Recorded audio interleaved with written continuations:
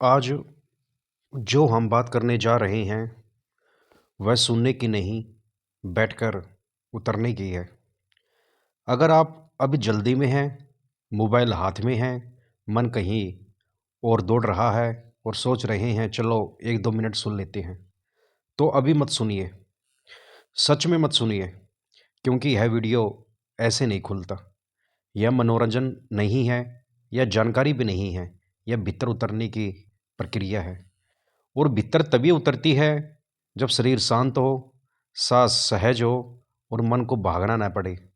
अगर आप इसे बस चलते चलते सुनेंगे तो शब्द कान से निकल जाएंगे, दिल तक नहीं पहुंचेंगे और फिर आपको लगेगा कुछ खास नहीं था। असल में खास था, बस आप वहाँ मौजूद नहीं थे। अगर सच में सुनना चाहते हैं तो थोड़ी देर के लिए अपने लिए निकालिए। सीधे बैठिए या आराम से लेट जाइए, फ़ोन नीचे रख दीजिए और सांस को बस महसूस कीजिए। मन को कहीं पहुंचाने की कोशिश मत कीजिए, बस इतना होने दीजिए कि आप यहाँ मौजूद हो। रात का समय सबसे अच्छा रहता है, जब दुनिया शांत होती है और मन कम लड़ता है। उस समय जो बात भीतर जाती है वह सिर्फ समझ नहीं बनती, अनुभव बनती है। और यही वीडियो का उद्देश्य है। यह आपको सही साबित करने नहीं आया, यह आपको शांत करने आया है। तो अगर आप तैयार हैं धीरे चलने के लिए, गहराई में उतरने के लिए, तो सच में और सच में देखने के लिए तभी आगे बढ़िए, वरना इस वीडियो को बाद के लिए छोड़ दीजिए। यह इंतज़ार कर लेगा। अब अगर आप यहाँ हैं, शांत हैं और सुनने के लिए खुले हैं, तो आइए दुख और भगवान के इस रिश्ते को समझते हैं जो हमने जाने अनजाने बना लिया है। जब जीवन में सब ठीक चल रहा होता है तो भगवान भी शांत रहते हैं, लेकिन जैसे ही कुछ टूटता है, रिश्ता टूटे, शरीर बीमार पड़े, पैसा डगमगाए, अपना कोई चला जाए, सबसे पहले हाथ ऊपर उठता है, हे भगवान मेरे साथ ही क्यों। आपने ध्यान दिया है, दुख आते ही हम कारण नहीं ढूंढते, हम अपराध ढूंढते हैं। हम यह नहीं पूछते जीवन में क्या हुआ, हम पूछते हैं मैंने क्या गलत किया। यहीं से एक बहुत पुरानी भावना जन्म लेती है, सजा की भावना। जैसे दुख कोई घटना नहीं, कोई दंड है वो। जैसे कोई ऊपर बैठा हिसाब रख रहा हो और जैसे ही कुछ बिगड़ता है हम खुद को कटघरे में खड़ा कर देते हैं। मन कहता है जरूर मेरे कर्म खराब रहे होंगे, जरूर भगवान नाराज होंगे, जरूर मैं दोषी हूँ। आज हम इसी रिश्ते को धीरे धीरे खोलने वाले हैं। दुख और भगवान के बीच हमने जो पुल बना लिया है वह कब बना, कैसे बना और क्यों बना। हम देखेंगे कि मन दुख को सह नहीं पाता, इसलिए उसे अपराध बना देता है। हम समझेंगे कि क्यों हर पीड़ा के पीछे हम कारण नहीं, न्याय खोजते हैं। फिर हम जीवन की असली प्रक्रियाओं में उतरेंगे। बीमारी कैसे आती है, नुकसान कैसे आता है, दुर्घटनाएं क्यों घटती है और कैसे प्रकृति दंड नहीं देती, सिर्फ चलती है। फिर शास्त्रों की उस दृष्टि तक जाएंगे जब भगवान सजा देने वाले नहीं, साक्षी होते हैं। जहाँ कर्म की हथकड़ी नहीं, गति का नियम कहा गया है। फिर मन के भीतर उतरेंगे, वह डर जो भगवान को जज बनाता है, वह राहत जो दोष डालकर मिलती है और वह जिम्मेदारी जिससे हम भागते हैं। फिर ध्यान और अनुभव की तरफ बढ़ेंगे, जहाँ दुख घटना नहीं रह जाता, अनुभव बन जाता है और अनुभव बदलते ही पीड़ा ढीली पड़ जाती है। फिर वहाँ पहुँचेंगे जहाँ जीवन से लड़ाई गिरती है और स्वीकार जन्म लेता है और अंत में कोई समाधान नहीं होगा, कोई विधि नहीं होगी, कोई दावा नहीं होगा, बस एक साफ दिखना होगा कि दुख जीवन का हिस्सा है लेकिन सजा नहीं, कि कर्म प्रक्रिया है, हथियार नहीं, और भगवान डर का स्रोत नहीं, चेतना का साक्षी है। अगर यह यात्रा आप पूरी सुन पाए तो जीवन हल्का हो जाएगा। समस्या शायद वहीं रहे, लेकिन उनका बोझ गिर जाएगा। अब आइए धीरे धीरे समझते हैं, जब मन टूटता है तो सबसे पहले भगवान ही क्यों पकड़ता है और दुख अपराध कैसे बन जाता है। अब हम बात करते हैं, हमने कर्म को डर की भाषा क्यों बना लिया। जब दुख आता है तो हम उसे बस दुख नहीं रहने देते, हम तुरंत उसका मतलब खोजने लगते हैं। क्यों हुआ मेरे साथ, मैंने क्या गलत किया, भगवान ने मुझे क्यों चुना। यहीं से कर्म समझ नहीं डर के बासा बनना शुरू करता है। बचपन से जब बचपन में जब बच्चा गिरता है उसे दर्द लगता है, लेकिन वह अपराध नहीं समझता, वह बस रोता है। फिर धीरे धीरे समाज बोलना शुरू करता है, पिछले जन्म का फल होगा, कुछ तो कर्म होंगे, भगवान हिसाब बराबर कर रहे हैं। अब दर्द के साथ एक और बोझ जुड़ जाता है, मैं दोषी हूँ। पर ध्यान में देखिए, किसी ने यह नहीं समझाया कि कर्म का अर्थ चेतना की प्रक्रिया है। सबने इसे सजा की अदालत बना लिया। घर में कोई बीमार पड़ा, किसी ने कहा जरूर पुराने कर्म होंगे। व्यापार टूटा, रिश्ता टूटा, दुर्घटना हुई, हर जगह एक ही ठप्पा, कर्मों का फल। धीरे धीरे मन ने सीख लिया, दुख बराबर सजा। अब जब भी कुछ बिगड़ता है, मन बाहर नहीं देखता, वह खुद को कटघरे में खड़ा कर देता है। और जहाँ अपराध बोध है, वहाँ डर अपने आप पैदा होता है। यहीं कर्म दर्शन नहीं रहता, न्याय व्यवस्था बन जाता है। कथाओं ने भी अनजाने में इसे और मजबूत किया। हर कहानी में कोई पाप करता है तो तुरंत दुख मिलता है, कोई अच्छा करता है तो सुख मिल जाता है। मन ने गहराई नहीं पकड़ी, उसने सीधा फार्मूला पकड़ लिया। अच्छा करोगे तो अच्छा, बुरा करोगे तो बुरा। जीवन इतना सरल नहीं था, लेकिन हमने उसे बना दिया। अब जब कोई माँ अपने बच्चे को खोती है तो लोग संतावना नहीं देते, वे दर्शन देने लगते हैं। पिछले कर्म थे, जैसे दुख को समझना नहीं, जस्टिफाई करना जरूरी हो। पर सच यह है कि सब डर से निकला है। अगर दुख बस घटना है तो वह सहा जा सकता है, लेकिन अगर दुख सजा है तो मन टूट जाता है। और समाज ने हमें यही सिखाया है। कर्म को समझ नहीं बनाया, डर का औजार बना दिया, ताकि हर दर्द का एक ही जवाब हो, भले वह जवाब दिल का हो और घायल कर दे। यहीं से भगवान न्यायाधीश बने और जीवन अदालत, और इंसान हमेशा अपराधी। थोड़ा ठहर कर देखिए, क्या सच में हर दुख सजा जैसा लगता है, या यह हमें सिखाया गया है कि ऐसा मानना ही सही है।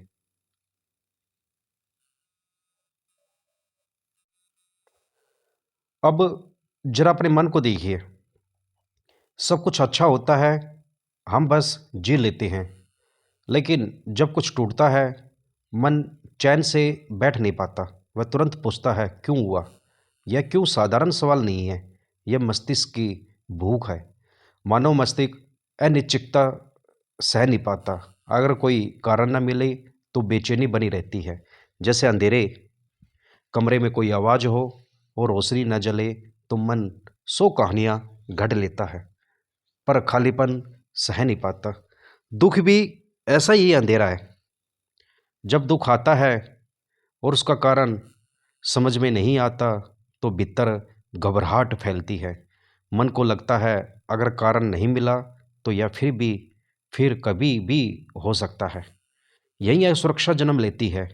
इसलिए मस्तिष्क सच से पहले संतोष ढूंढता है। उसे सही कारण नहीं चाहिए, उसे कोई कारण चाहिए। और जब कोई साफ कारण नहीं मिलता तो वह सबसे तैयार कहानी उठा लेता है। कर्म, भगवान की मर्जी, पिछली गलती। कहानी मिलते ही मन को राहत मिलती है। अब दुख अनियंत्रित नहीं लगता, अब वह समझ में आने वाला बन जाता है। भले ही वह समझ गलत हो, पर बेचैनी कम हो जाती है। यही कारण है लोग अंधविश्वास में भी शांति महसूस कर लेते हैं, क्योंकि अनिश्चितता से बेहतर झूठी निश्चित लगती है। ध्यान से देखिए, जब डॉक्टर बीमारी का नाम बता देता है तो दर्द कम नहीं होता, पर मन शांत हो जाता है। क्यों? क्योंकि अब कारण मिल गया। ठीक यही मन दुख के साथ करता है। वह कहता है यह कर्मों की सजा है। अब दुख वही है, लेकिन भीतर का डर कम हो गया। अब लगता है कम से कम पता तो चल गया क्यों हुआ। यही मस्तिष्क राहत महसूस करता है, और यही हम कहानी के गुलाम बन जाते हैं। कहानी हमें सच्चाई से नहीं, बेचैनी से बचाती है, पर इसकी कीमत भारी होती है, क्योंकि अब हर दर्द के साथ अपराध बोध जुड़ा हो जाता है।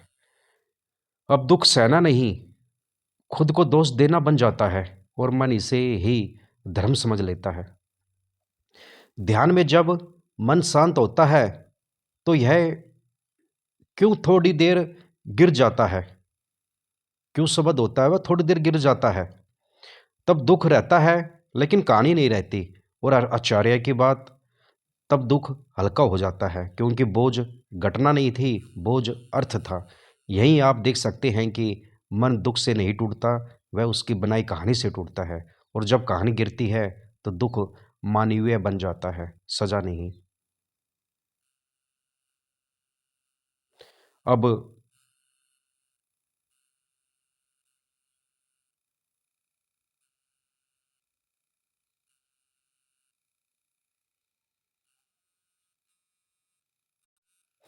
अब बात करते हैं जीवन की प्राकृतिक प्रक्रिया, जैसे बीमारी, बुढ़ापा, दुर्घटना, नुकसान के बारे में।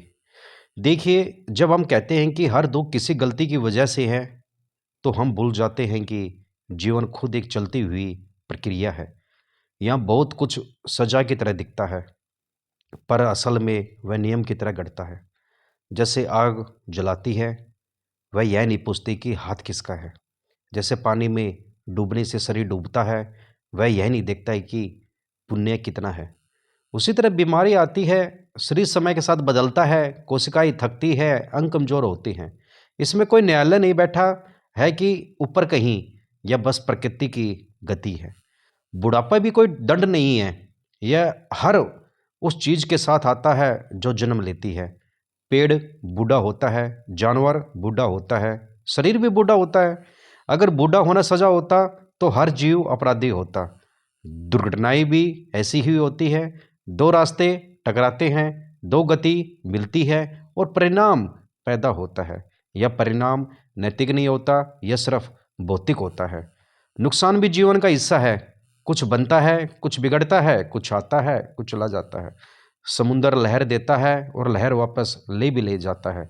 पर मन क्या कहता है? मन इस पूरे प्राकृतिक बहाव पर एक शब्द चिपका देता है, सजा। और जब सजा लग जाती है तो दुख सिर्फ दर्द नहीं रहता, वह अपराध बोध बन जाता है। फिर इंसान रोते हुए भी दुख को दोषी मानने लगता है, खुद को दोषी मानने लगता है।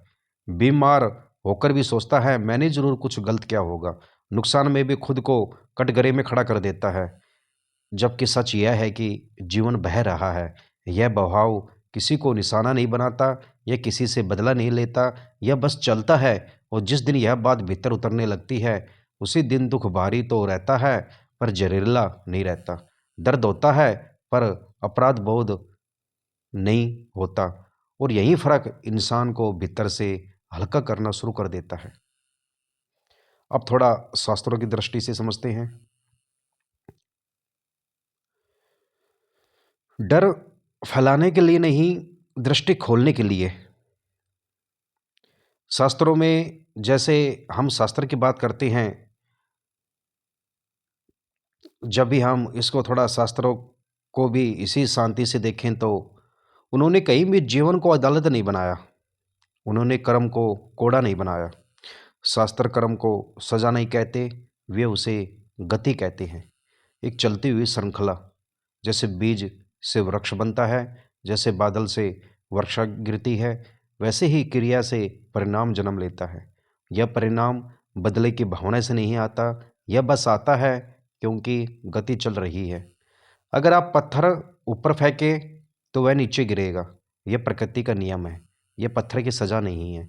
उसी तरह कर्म भी है, जो बोया गया वह किसी न किसी रूप में प्रकट हो जाता है, न्याय के रूप में नहीं, स्वाभाविक प्रवाह के रूप में।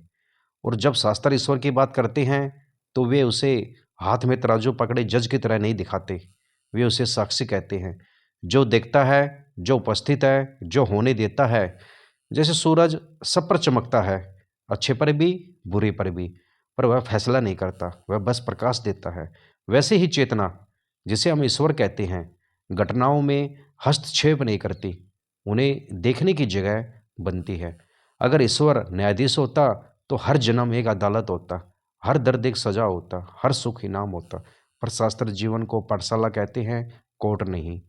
यहाँ सीख होती है, भुगतान नहीं। और जब कर्म को इस दृष्टि से देखा जाता है तो डर ढीला पड़ने लगता है। इंसान जिम्मेदार तो रहता है, पर भयभीत नहीं रहता।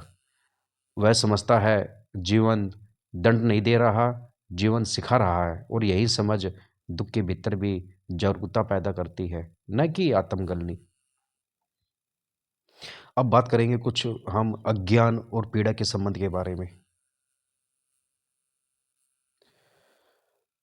पहले हमने देखा कि मन कारण गढ़ता है ताकि दर्द सहने लायक लगे।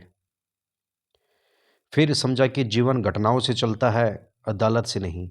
और शास्त्रों से में कर्म भी सजा नहीं बल्कि गति का नियम है, जहाँ ईश्वर न्यायाधीश नहीं साक्षी है। अब इसी भूमि पर हम पीड़ा की जड़ अपने आप खुलती है। अज्ञान। अब जरा ध्यान से देखें, दुख घटना से नहीं पैदा होता, घटना तो बस घटती है। पीड़ा उस कहानी से पैदा होती है जो मन घटना पर चिपका देता है। दो लोगों को एक से चोट लगे, एक रोककर टूट जाए, दूसरा शांत रह जाए, घटना वही है, पीड़ा अलग। क्यों? क्योंकि एक ने उसे मेरे साथ अन्याय हुआ बना लिया, दूसरे ने उसे जीवन में ऐसा होता है समझ लिया। यही फर्क है अज्ञान और बोध का। अज्ञान का मतलब जानकारी की कमी नहीं, अज्ञान का मतलब है जो हो रहा है उसे निजी हमला समझ लेना। जब जीवन कुछ छीनता है तो मन कहता है मुझसे छीना गया। जब शरीर बीमार पड़ता है तो मन कहता है मुझे सजा मिली। जब कोई छोड़कर जाता है तो मन कहता है मेरे साथ गलत हुआ। यही पीड़ा जन्म लेती है। शास्त्र इसी को अविद्या कहते हैं, घटना को स्वयं से बांध लेना। जैसे आकाश में बादल आते हैं जाते हैं, पर आकाश गिला नहीं होता, पर हम अपने आप को बादल समझ लेते हैं। और जब दर्द का बादल आता है तो हम मान लेते हैं मैं ही दुख हूँ।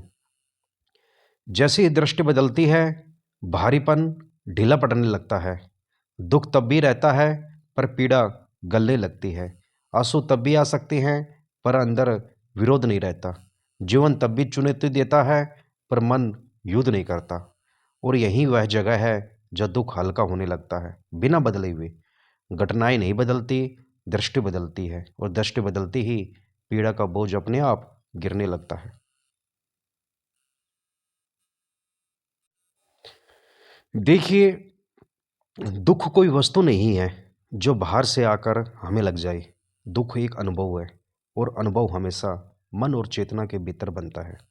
मान लीजिए एक ही शब्द किसी को हंसा देता है और किसी को रुला देता है। शब्द वही है, अनुभव अलग है। एक ही बारिश किसान के लिए वरदान है और किसी के लिए मुसीबत। बारिश वही है, अनुभव अलग है। तो साफ हो गया, घटना तटस्थ होती है, हम उसे जैसा जीते हैं वही सुख या दुख बनता है। मन जब विरोध करता है तो अनुभव पीड़ा बनता है। मन जब स्वीकार करता है तो वही अनुभव बहाव बन जाता है। इसलिए दुख जीवन की सच्चाई नहीं है, दुख अनुभव की रचना है। और जो रचा गया है वह बदला भी जा सकता है। घटना को बदले बिना, जीवन को बदले बिना, सिर्फ देखने के ढंग को बदलकर। यही कारण है कि कुछ लोग भारी दुख में भी शांत रहते हैं और कुछ छोटी सी बात में टूट जाते हैं। मजबूती शरीर की नहीं होती, अनुभव की, समझ की होती है। जब आप जान लेते हैं कि दुख कोई हमला नहीं है बल्कि एक अनुभव है जो बन रहा है, तो उसके साथ लड़ाई खत्म होने लगती है। और जहाँ लड़ाई खत्म होती है वहीं पीड़ा ढीली पड़ने लगती है। दुख तब भी घटता है, पर आपको तोड़ता नहीं। वह आता है और चला जाता है, जैसे सांस आती जाती है।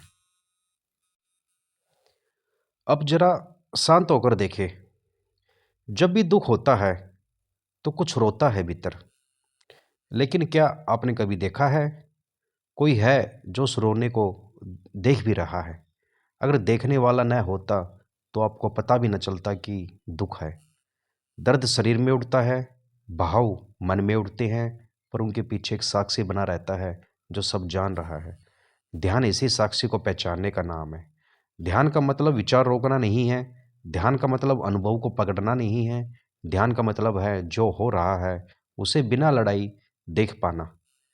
जब आप दुख को देखते हैं तो आप दुख नहीं रहते, आप देखने वाले बन जाते हैं। और देखने वाला हमेशा शांत रहता है। जैसे स्क्रीन पर फिल्म चलती है, आग भी दिखती है, तूफान भी दिखता है, मौत भी दिखती है, लेकिन स्क्रीन जलती नहीं। वैसे ही चेतना में दुख चलता है, सुख चलता है, टूटन चलती है, पर चेतना घायल नहीं होती। यही कारण है कि गहरे ध्यान में लोग उसी जीवन में शांति महसूस करने लगते हैं जहाँ पहले भारीपन था। क्योंकि अब वे अनुभव नहीं बनते, वे अनुभव को देखने लगते हैं। और जिस क्षण देखना पैदा होता है, उसी क्षण पकड़ ढीली पड़ जाती है। दुख तब भी आता है, पर चिपकता नहीं। भाव उठते हैं, पर बह जाते हैं, और भीतर एक स्थिरता बनी रहती है, और जो किसी घटना से नहीं टूटती। यही उपनिषदों की आत्मा है। तुम जो बदलता हुआ देख रहे हो, तुम वह नहीं हो। तुम वह हो जो देख रहा है। और जब यह पहचान धीरे धीरे उतरती है, तो जीवन का हर दुख हल्का होने लगता है, बिना बदले हुए। अब थोड़ा हम समझते हैं सब भगवान की गलती है मनोविज्ञान के बारे में। अब जरा ईमानदारी से अपने भीतर देखें। जब जीवन में कुछ बहुत भारी हो जाता है, तो मन धीरे से एक वाक्य उठा लेता है, सब भगवान की मर्जी है। ऊपर से यह बड़ा भक्तिपूर्ण लगता है, पर भीतर एक गहरा मनोविज्ञान छुपा होता है।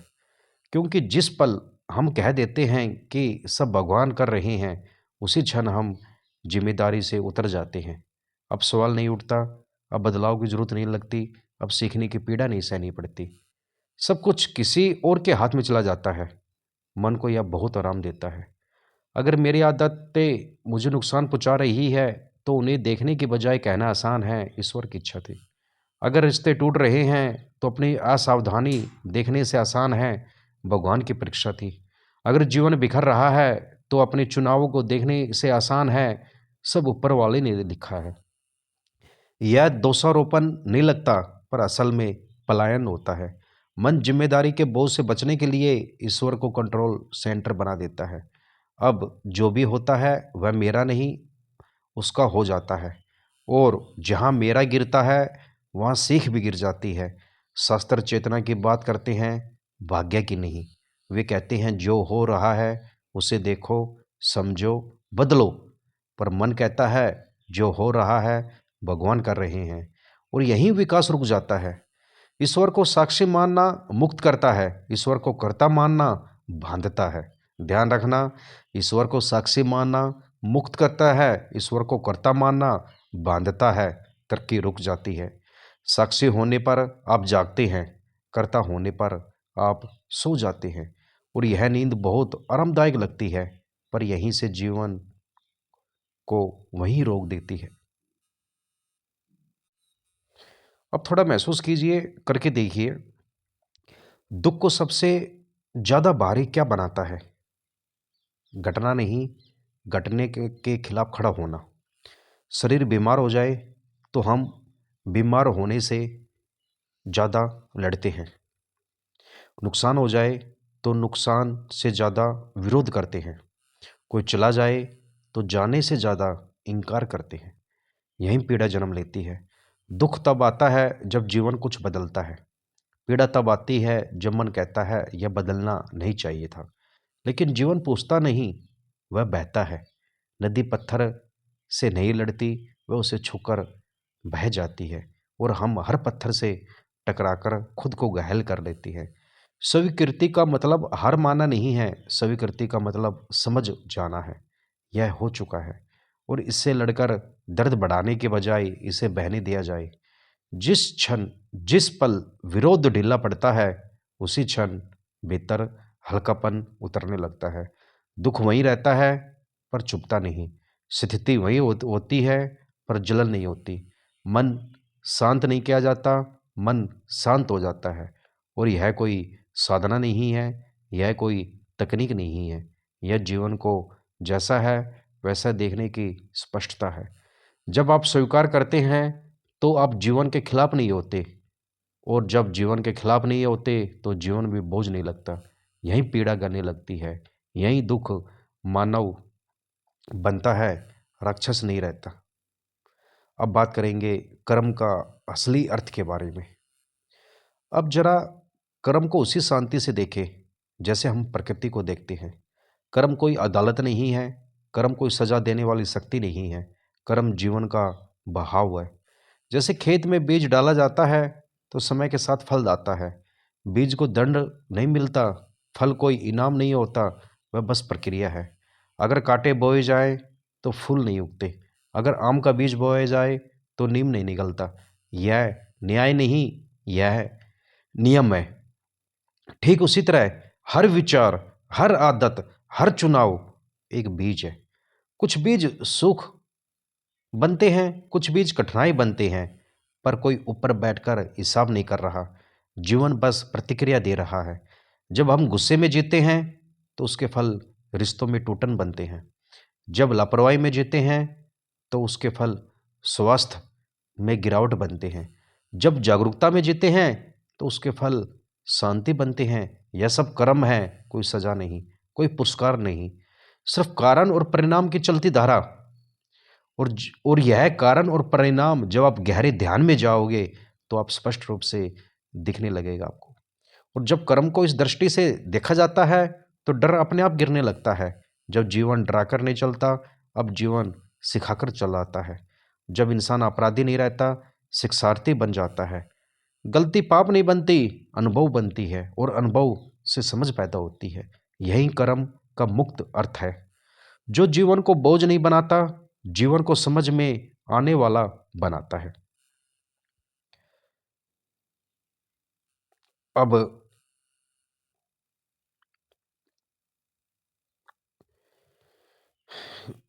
देखो, जीवन वही है। बीमारी अब भी आती है, नुकसान अब भी होता है, लोग अब भी छोड़कर जाते हैं, दुख गायब नहीं होता।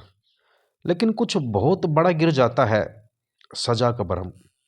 अब दर्द पर यह बोझ नहीं रहता कि मेरे साथ गलत हुआ, कि भगवान नाराज है, मैं भुगत रहा हूँ। अब बस इतना दिखता है, जीवन बह रहा है, घटनाएं घट रही है, और उन्हें मैं देख रहा हूँ। यहीं भगवान डर से मुक्त हो जाते हैं। अब वे परीक्षा लेने वाले नहीं रहते, अब वे दंड देने वाले नहीं रहते, अब वे उस मौन की तरह हो जाते हैं जिसमें सब घट रहा है। साक्षी, सारा नहीं, स्पष्टता, न्यायाधीश नहीं, उपस्थिति।